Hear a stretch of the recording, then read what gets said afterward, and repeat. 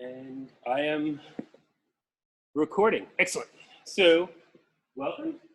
I am Ken Bunshine, and this is intended to be the official Massachusetts historical swordsmanship video on Baton technique, or Introduction to Baton technique. I teach mainly from Hebert, but actually what I learned in the living tradition from Cosimo Bruno, Ramon Martinez, and also from Baton in Paris. And the weapon is, of course, a standard baton fédéral length of 1.4 meters. This is made of chestnut wood from the late lamented sports set in Paris.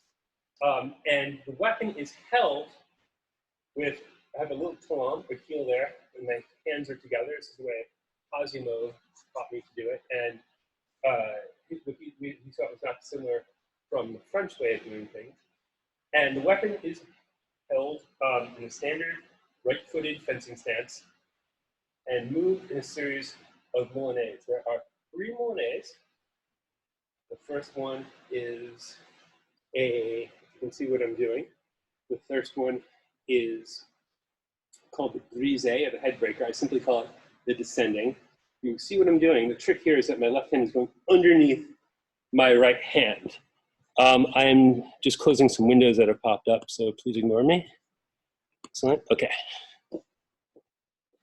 Opposite that, we have the enlevé, the ascending. It's coming up in front of me. And you can see my wrists are still crossing. Very important not to do it in a big rowing motion. Rather, try to keep your hands in front of you. And I'm manipulating it with my fingers as much as I can. The final movement, or the final whirl, I said this is the virée, literally a whirl. You can go in either direction. You can simply call this helicopter. So I've got descending, I've got ascending, and I've got helicopters in both directions. If you're going to change your helicopter, you should do it behind your back, hiding the change. In addition, we've got 2 chambered positions to our ear. And you can see I'm doing this with a twist of the body. I'll do it here, facing my dummy, so you can see it on the side, which are essentially the German ox, or the push of the Finestra from Fiore. This system resembles longsword a lot, and not coincidental. All right, so our movements, our whirls, how do we employ them? The first thing I will teach a student, I'll show them the whirls. And you see, if I'm doing the helicopter, if I drop it on my right side, then it turns into the descending. If I drop it on my left side, it turns into the ascending. And then if I have it going the other way, it turns into the descending on the other side and the ascending on the other side. So then I will teach the students to change between those. Then we can turn these into strikes, because these Milanese are not just decorative. They don't just keep the opponent either from grabbing the blunt weapon. And they don't just keep the weapon charged with kinetic energy so that any strike will be a killing blow. They also are defensive, that this movement is a parry and a riposte. So being able to smoothly transition between the Milanese is key to making smooth and energy-efficient parry riposte, because I always tell people to imagine there's a soup can full of concrete at the end of this, and you want to keep that weight moving. So I could strike if I'm going around my head. This is trivial. I can either do it bringing my foot forward from my left side with the passing step, or I could simply do it with my advance, or I could do it with a lunge. If I want to strike from the other side, same thing. Here, I will always follow with my right foot. I only follow with my left foot from an offside hit. But if I want to change sides, I suppose it's there. I can pull it back into my ear in my chamber. I can lift the point up, and that's a very strong strike when I do it that way. Very, very strong strike. Same way here, there's a little twist of my body, my point comes up, and my hands are the center of rotation. The point is going very fast, and there's my strike. I can do it with my right foot forwards, point goes up, untwist, rear foot pushes off. From my descending strikes, I can quite trivially drop it to one side and go around my head, do an offside strike, or I can drop it on my left side and do the onside strike. Again, following the foot that's on that side. The ascending ones are less useful. They can go upwards to the chin, They can go to the shin, and you'll notice there I lunge, because if you're hitting the lower target, it's obligatory to lunge. Or I can bring it past my shoulder and up into my chamber for a strike. Past my shoulder, up into a chamber for a strike. Needless to say, from here, in these chambers, I can also drop into a parry if I need to. So, what are my strikes then? For my helicopter, either way, I can simply trivially strike there. I can chamber and do the reverse strike. If I want to drop it into a descending, I'm going to drop it in front of me, turn it into a parry, and then strike. I can do that going the opposite direction as well. So I'm always having to travel through a full moulinet. Again, there's a soup can full of concrete at the end of that. I can do any of those to my low level if I want to. To strike, right? From here, straight down is trivial. To go to that side is trivial. To go to that side, here following with my foot, is trivial. And of course, simply pushing it out with the lunge to hit the low target. Here I'm lunging with my left leg because I'm hitting from the left side. What do these look like on the dummy? Well, I've got the dummy here so I can show you exactly what these look like. So I'm going to take my distance. I'm always sending my weapon out in front of me. I kind of want them to land at the same time, but I'm still always preparing my strike because that's a good habit before stepping into distance. Never ever step in and hit because it may give you a better base, but it also means the other person can counterattack. Incidentally, there are no thrusts in the system. My targets are the two temples where the skull is thinnest, the top of the head, the ribs, in France forbidden for striking on female combatants, but we make exceptions and wear breast protection, and the shin. So I will show you the various strikes I can do from each moulinet, from my right to left, trivially. Strike that temple, chamber, strike that temple, drop it in front, and strike, drop it in front, and strike. From the other one, there,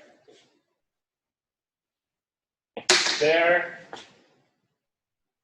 drop it in front, boom, drop it in front, parry something coming into my right side, and strike. Again, all of those can be done to the lower level or to the ribs. Here, again, very simple. Drop it to the opposite side, strike to the opposite side. There I did that with a simple advance. You can also do it with my passing step. Drop it to the top, lovely. Would I do this with a passing step? Probably not, it would be awkward. And of course, on levé, we can go up to the chin. Boom. There. I can drop it into going into the brise. That's easy. So I'm going up, and then I simply leave the point down, turn it into 1/2 of the downward descending moulinet. That's pretty simple, huh? I can go here, cross my body to my chamber, strike. Again, other way, across my body to my chamber, strike, or of course alternately, you can always use the passing step, and of course finally the brise. Sorry, so the enlevé is very useful if we're going to strike the shin. So those are the basic strikes. They have their own logic to them. The advantage is that you can use these to flow from one action to another. The next step in doing that is I show people how to do these as parries and repos. So we do something called the circle drill, which is really hard to show with one person, but I'll do my best. Essentially, the footwork is, first I'll show the footwork, and you're simply going around your partner in a circle. If I'm moving to my right foot moves first. If I'm going to my left foot moves first. Never, ever crossing my feet. And then one person will just kind of load the exercise by just giving a strike. The other person will step away with their off foot, make their parry, and strike. So you're just doing kind of half moulinets. There, parrying with my left shoulder, striking from my right, parrying with my right shoulder, striking from my left, keeping my right foot forwards, because that's kind of how you play the game. So that's the first circle drill. These are Ramon Martinez drills, by the way. The other one is simply, I call this windshield wiper, and then helicopter. So same footwork, but I'm just learning not to block, and I'm learning to move my point to beat away, to deflect. I'm doing a windshield wiper action. So my opponent is striking with the helicopter. First attack is with no footwork. It's going right to my temple. I beat it away. I come around to my helicopter. They beat it away. Back home. Beat it away, helicopter, beat it away, helicopter, beat it away, helicopter. I'm going this way, going to my right, or parrying to my right, stepping to my left, I'll be stepping away. I will beat that away with my left foot, and then same thing, beat it away, and go. So I'm coordinating the defense with one foot, the foot stepping away, to take my body out of danger, and then putting the foot down for that. Okay, the next step in the next drill is learning to hit a partner and not hurt them. So I will be on guard in front of my student, but now instead of hitting the dummy, they're gonna hit a target that's opening. So I'll simply do one moulinet, and then I'll change to another moulinet, and as I change, they strike the opening target. So it's timing drill and a distance drill. And then from there, I can do the same thing, moving around and giving the cue for movement, and they have to keep their distance and attack again with footwork hitting it. We will then switch roles so that I'll be attacking them.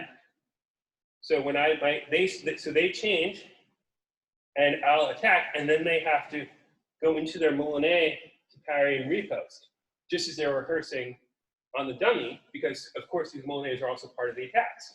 So they change, right? So maybe they're going around their head, and they change. Oh, attack to my head. There's my parry and my repost. Oh, attack to my head that way, parry and repost. Oh, attack to that side of my head, boom. So they're simply giving the cues. There's a preliminary drill I do before those, which helps to get people attuned to not striking too hard before they hit the person, which is simply, I'll give them the stick as a target. Like hitting the dummy, but now it's a live target. I'll be moving around. Whatever moulinet you're in, hit that target. Okay, good. Whatever moulinet you're in, hit that target. Whatever moulinet you're in, hit that target. And then I'll add the lower targets. That can build up to, what that builds up to is changing through a moulinet where I'll give one target, and then as they're striking, as they're in the middle coming forwards, I'll step back and change targets. Because this way, this forces the student to move fluidly from, oh, I don't have that anymore, I gotta go to the new target. There, oh, I don't have that anymore, I gotta go to the new target. Moving fluidly, which is what gives us feint attacks. So first they do that, where they have to change fluidly between targets, and then we'll go back to that drill. I'll change, they'll attack, I'll go to make my parry, but oh, they deceived me and they hit me on that side. So you've learned to, oh, I'm drawing it there, moving through the moulinet, hitting there, always with the acceleration. Ba, ba, ba, ba, ba. And then of course, the advanced version of all this is that once they're getting those and you start working in attacks and stuff to the lower target. So there, we're working essentially around the tactical wheel. They've got simple attacks, they've got parry riposte, they've got feint attacks.